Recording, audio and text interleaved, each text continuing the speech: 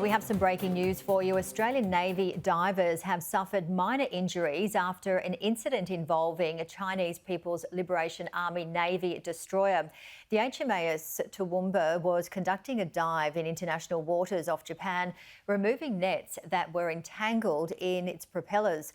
While diving operations were underway, the Chinese destroyer closed in towards the Toowoomba and began using its hull-mounted sonar in a manner that posed a risk to the crew. The divers were forced to exit the water despite requests by the Toowoomba for the Chinese ship keep clear while diving operations were underway. We'll bring you more information as it comes into the newsroom.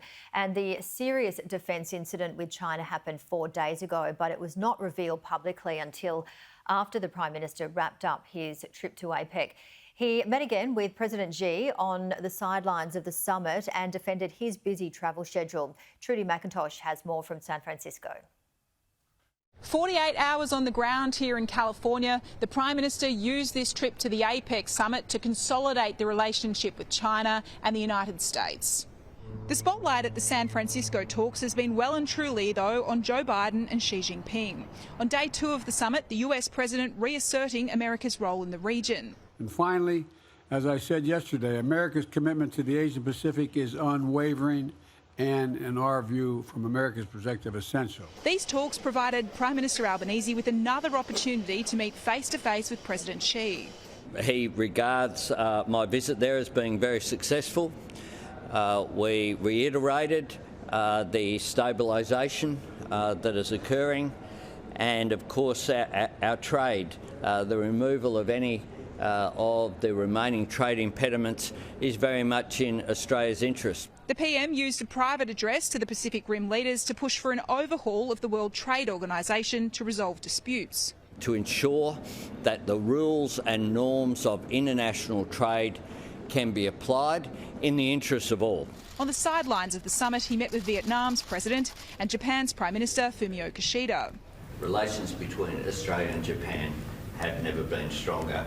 The US push for an Indo-Pacific trade deal at APEC fell short after domestic pressure over labour standards. President Biden joked he wished the leaders had more time together. We're going to extend this conference another 5 days. Good. That's okay. Under fire for his overseas travel schedule, the Prime Minister hit back at criticism from Peter Dutton. But this is important, that Australia be here. This is about our national economy and our national interest and national jobs.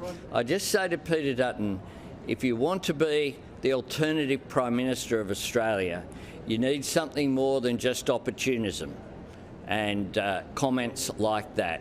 You need to be prepared to stand up for Australia's national interest.